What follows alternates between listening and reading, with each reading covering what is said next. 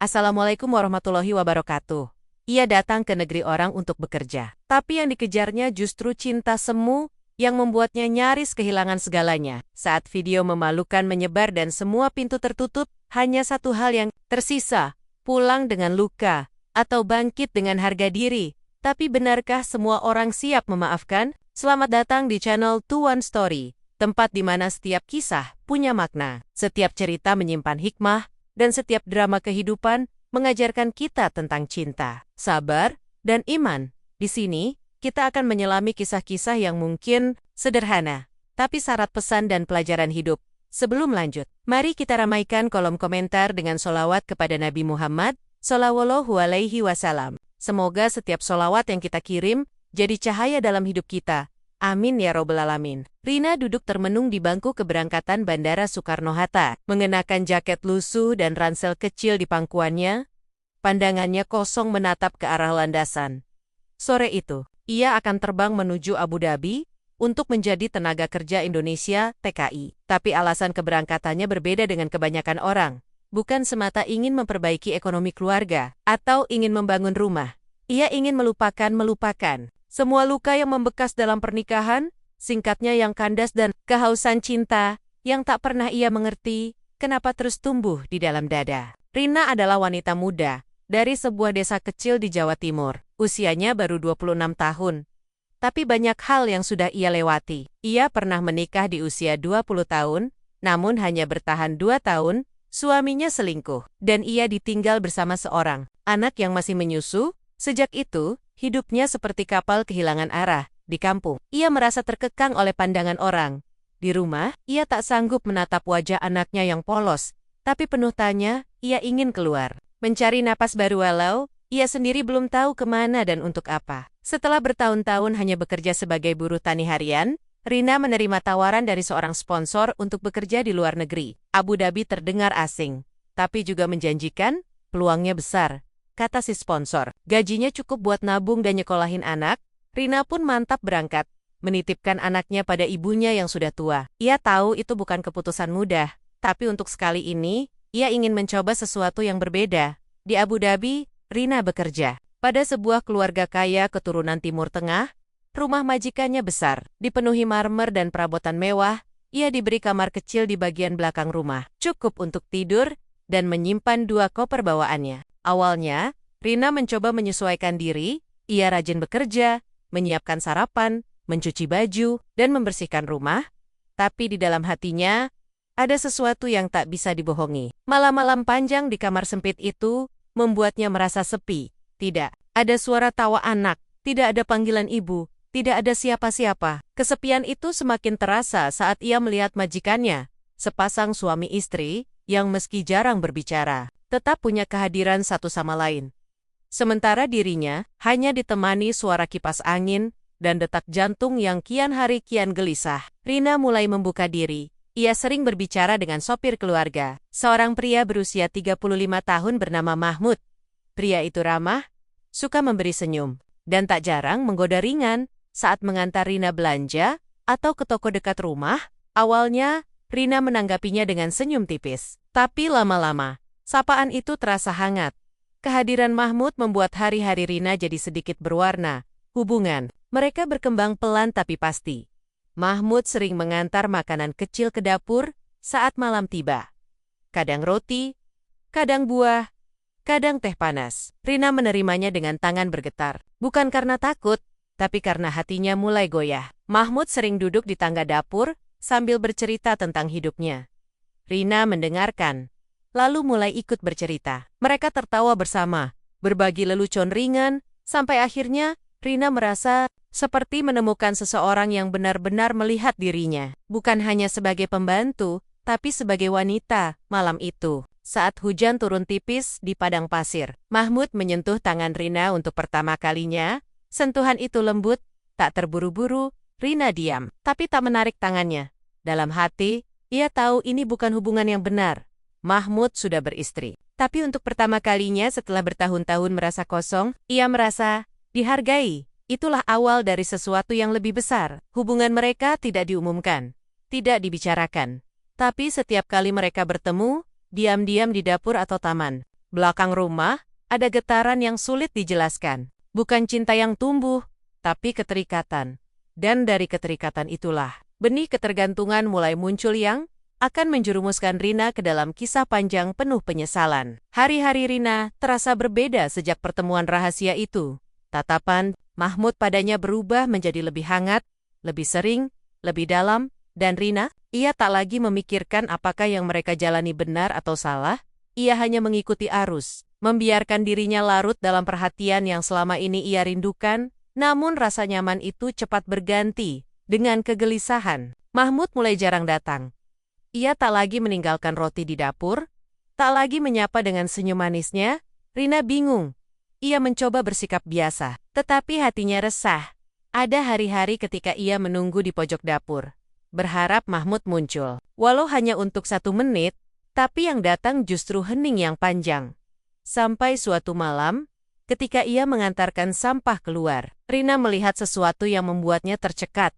Di balik mobil yang terparkir di garasi, Mahmud sedang berbicara akrab dengan seorang perempuan lain salah, 1 TKW dari rumah sebelah. Mereka tertawa pelan, dan Mahmud menyentuh bahu perempuan itu dengan cara yang dulu sering ia lakukan pada Rina. Hati Rina serasa diremas, ia berdiri, terpaku beberapa saat, sebelum kembali masuk ke rumah dengan langkah gontai. Malam itu, ia menangis dalam diam.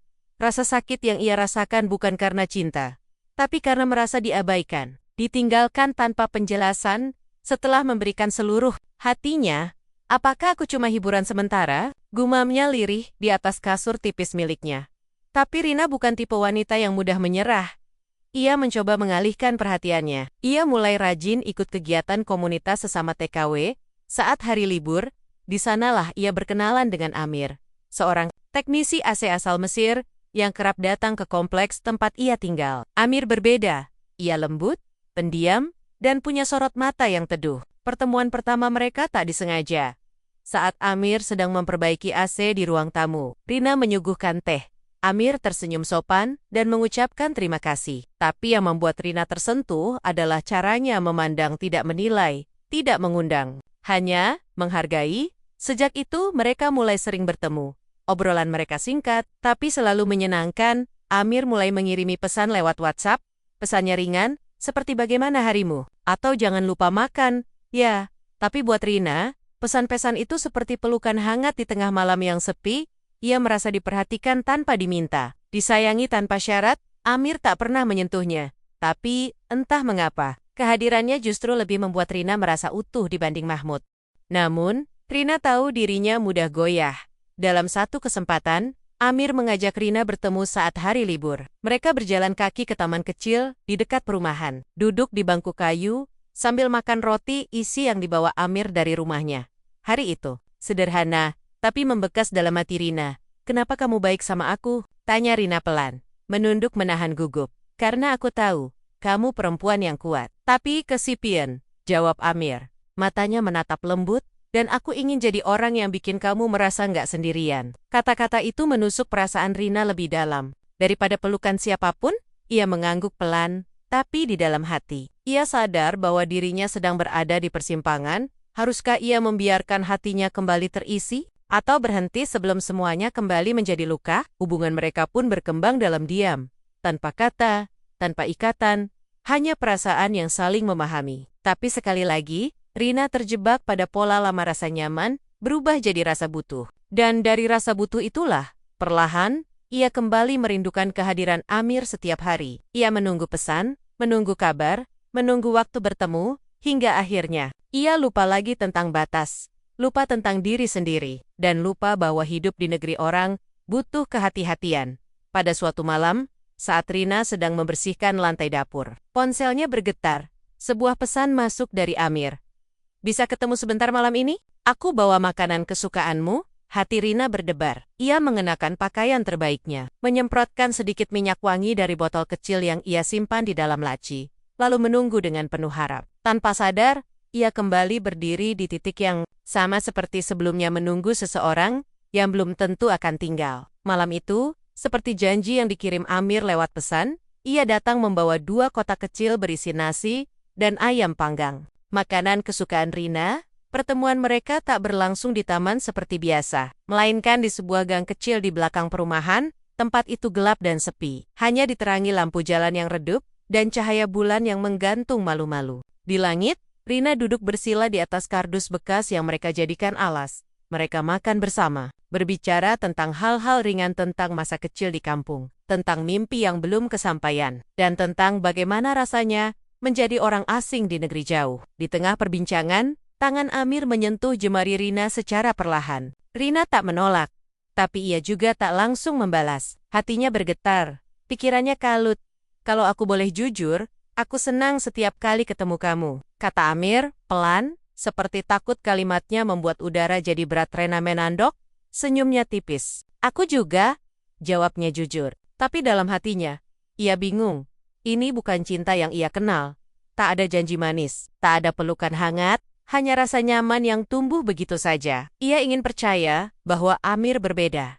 Tapi hatinya masih menyimpan luka dari Mahmud yang tiba-tiba pergi tanpa kata. Keesokan harinya, Rina kembali menjalani aktivitasnya seperti biasa. Tapi pikirannya melayang terus pada malam itu. Setiap suara notifikasi di ponselnya membuat dadanya berdebar. Ia menanti pesan dari Amir, berharap hubungan mereka akan lebih dari sekadar pertemuan diam-diam. Tapi hari-hari berlalu, dan Amir mulai jarang memberi kabar. Awalnya Rina mencoba memahami, mungkin Amir sibuk, mungkin ada masalah, tapi seminggu berlalu.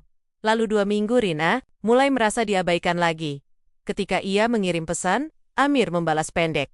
Ketika ia menelepon, Amir jarang mengangkat, rasa hangat itu berubah menjadi dingin. Ia mulai berpikir, apa aku salah lagi menaruh harap? Di tengah kegelisahannya, Rina membuka grup WhatsApp komunitas TKI di Abu Dhabi.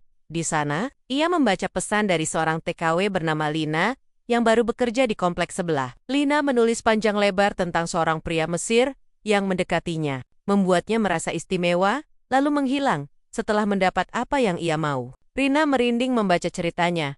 Pria itu punya ciri yang persis seperti Amir. Rina tak langsung bereaksi. Ia hanya mematikan layar ponselnya dan memeluk lutut di sudut kamar. Kepalanya penuh tanya, tapi hatinya sudah tahu jawabannya. Ia kembali. Merasa seperti dulu dijanjikan perhatian, lalu ditinggalkan. Ia bukan marah, bukan sedih, tapi kecewa pada dirinya sendiri karena kembali membuka hati pada orang yang salah. Seminggu kemudian, rasa kecewa itu berubah jadi keterpurukan. Rina mulai malas bekerja, sering melamun saat memasak, dan mudah lelah. Majikannya beberapa kali menegur, tapi Rina hanya menjawab dengan anggukan kosong. Di malam hari, ia menangis pelan sambil menatap foto anaknya yang terselip di balik dompet kecil. Aku kesini buat siapa, tapi kenapa aku terus jatuh ke lubang yang sama? Namun luka yang paling berat datang bukan dari Amir, bukan juga dari Mahmud, tapi dari seseorang yang tak pernah ia duga. Seorang pria Bangladesh yang pernah bekerja sebagai petugas kebersihan di rumah majikannya, Yusuf, tiba-tiba menghubunginya. Lewat pesan pribadi, Yusuf adalah orang yang pernah beberapa kali memandang Rina dengan tatapan yang membuatnya tak nyaman. Waktu itu, ia hanya mengabaikannya. Tapi kini, Yusuf menulis sesuatu yang membuat napas Rina tercekat. Aku tahu rahasiamu. Mau kita bicarakan baik-baik? Tulis Yusuf. Diikuti dengan kiriman sebuah foto. Foto itu adalah tangkapan layar dari video rekaman Rina dan Amir. Duduk berdekatan di gang kecil tempat mereka sering bertemu. Rina pucat, tangan kirinya gemetar memegang ponsel. Ia tak tahu harus membalas apa. Dari mana Yusuf mendapat video itu? Siapa yang merekam? Kenapa? Yusuf kembali mengirim pesan. Kali ini lebih panjang. Dengan nada yang penuh tekanan, Rina merasa dunia di sekelilingnya berputar. Dadanya sesak, dan untuk pertama kalinya sejak datang ke Abu Dhabi, ia merasa benar-benar takut. Takut kehilangan segalanya. Takut bahwa semua yang ia bangun, semua rahasia yang ia simpan rapi, akan hancur dalam sekejap. Rina tidak bisa tidur malam itu. Pikirannya terus dihantui oleh pesan Yusuf. Setiap kali ia mencoba memejamkan mata, bayangan tangkapan layar video itu muncul jelas di benaknya. Ia bangkit dari tempat tidur, membuka jendela kecil kamar, dan menatap langit Abu Dhabi yang gelap tanpa bintang. Udara gurun malam itu terasa menyesakkan, seakan ikut menekan dadanya yang penuh cemas. Ia memutar ulang kata-kata Yusuf di kepalanya. Mau kita bicarakan baik-baik?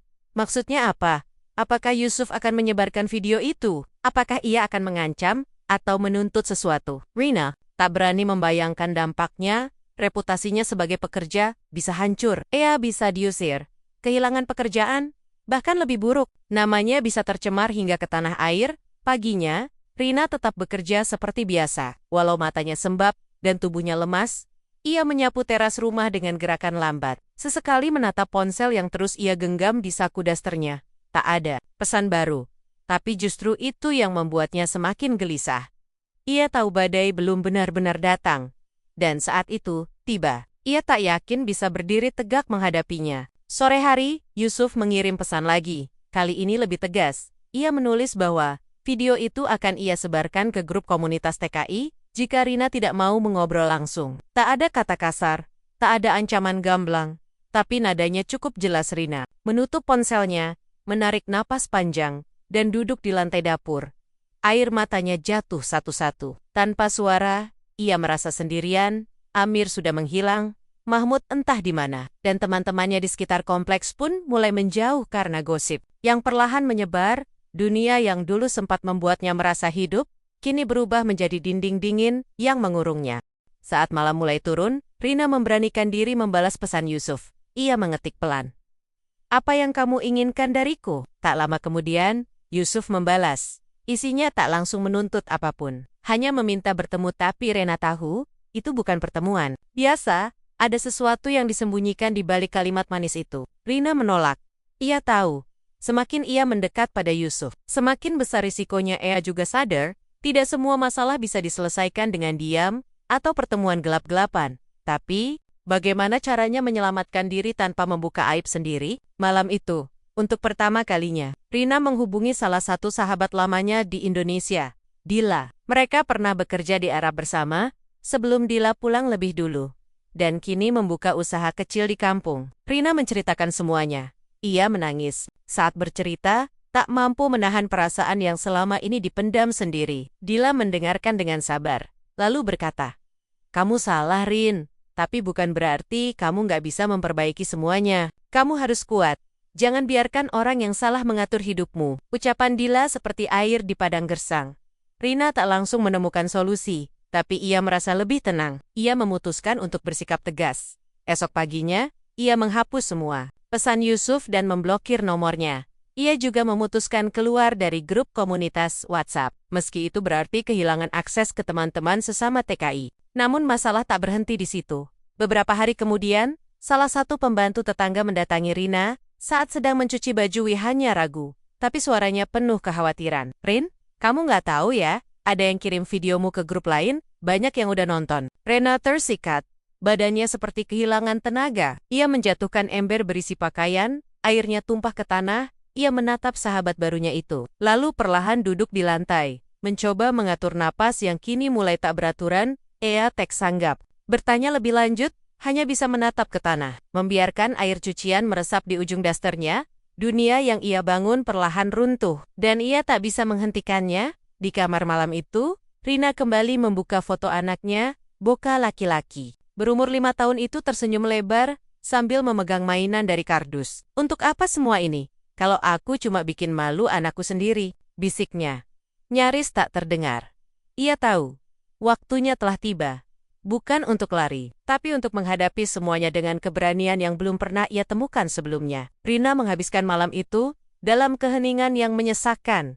Ia duduk, bersandar di dinding kamarnya, memeluk lutut, dan membiarkan pikirannya berkelana. Tidak ada air mata tersisa. Mungkin karena sudah terlalu banyak ia tumpahkan, atau mungkin karena hatinya kini mulai pasrah.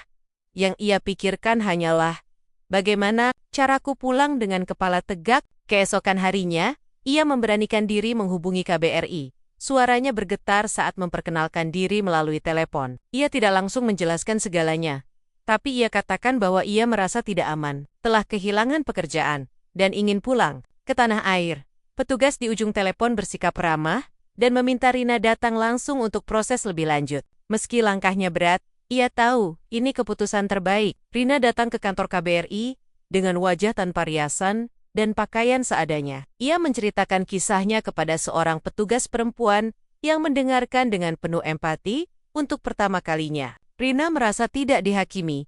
Ia tak ditanyai siapa yang salah, tak dipermalukan, hanya diberi kesempatan untuk bicara. dan itu sudah lebih dari cukup. Beberapa hari kemudian, proses pemulangannya dimulai. Ia tak membawa banyak barang, hanya satu koper, beberapa pakaian, dan selembar foto anaknya yang selalu ia simpan di dompet.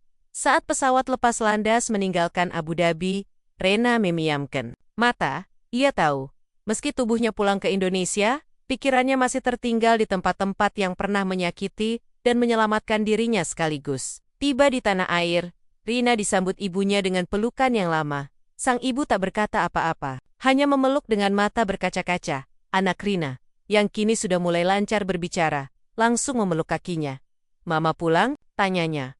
Polos, Rina mengangguk pelan, menahan air mata yang kini kembali jatuh. Bukan karena sedih, tapi karena rindu yang terbayar lunas. Namun, kenyataan tak selalu manis. Kabar tentang video itu sudah lebih dulu sampai ke kampung halaman. Meski tidak semua orang melihat, gosip dan bisik-bisik tetap menyambutnya. Setiap kali Rina berjalan melewati warung atau masjid, selalu ada tatapan aneh. Selalu ada suara yang tiba-tiba lirih saat ia datang. Awalnya, Rina ingin mengurung diri, tapi ia teringat pesan sahabatnya, Dila, yang berkata, "Kalau kamu ingin bangkit, jangan tunggu orang lain berhenti bicara.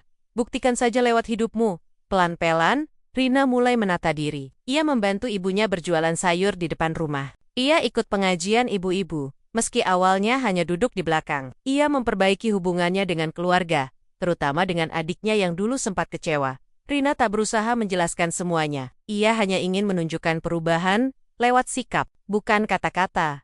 Setiap malam, sebelum tidur, Rina menulis di buku kecilnya. Bukan tentang cinta, bukan tentang pria, tapi tentang pelajaran hidup yang ia alami. Ia menulis, "Perjalanan ini bukan untuk mencari siapa yang salah, tapi untuk tahu siapa aku sebenarnya." Ia juga menempelkan secari kertas di dinding kamarnya. "Aku tidak akan lagi mencari cinta di luar diriku sendiri. Aku ingin sembuh, bukan hanya dari luka, tapi dari kebiasaan menyakiti diri sendiri." Hidup tak langsung berubah drastis, tapi sedikit demi sedikit, tetangga mulai kembali menyapa. Anak-anak kecil mulai bermain di halaman rumahnya. Dan yang paling penting, Rina mulai tersenyum tanpa pura-pura. Bukan karena semua masalahnya selesai, tapi karena ia menerima kenyataan dan tidak lagi lari darinya. Suatu hari, seorang ustaz muda datang ke rumah, ingin membeli sayur dari ibunya. Ia mengenalkan diri sebagai damar, baru pindah dari kota, dan ingin membaur dengan warga. Rina menyambutnya dengan sopan. Tak lebih, tapi di matanya ada secerca harapan, bukan untuk jatuh cinta lagi, tapi untuk memulai lembaran baru. Dengan Kepala Tegak, kisah Rina bukan hanya tentang kesalahan dan pengkhianatan hati, tapi tentang seorang perempuan yang terjatuh, lalu memilih berdiri kembali meski dengan luka yang masih basah. Ia pernah salah memilih jalan, tapi ia juga berani pulang dan keberanian. Itulah yang mengubah hidupnya, karena sesungguhnya, harga diri seorang wanita bukan diukur dari masa lalunya, tapi dari caranya bangkit dan menghargai dirinya sendiri. Terima kasih sudah menyimak kisah hari ini di channel 21 Story. Semoga cerita ini bisa menjadi pelajaran dan pengingat untuk kita semua. Kalau kamu merasa terinspirasi atau tersentuh, jangan lupa untuk like, subscribe, dan nyalakan lonceng notifikasinya, agar kamu nggak ketinggalan kisah-kisah penuh hikmah berikutnya. Wassalamualaikum warahmatullahi wabarakatuh.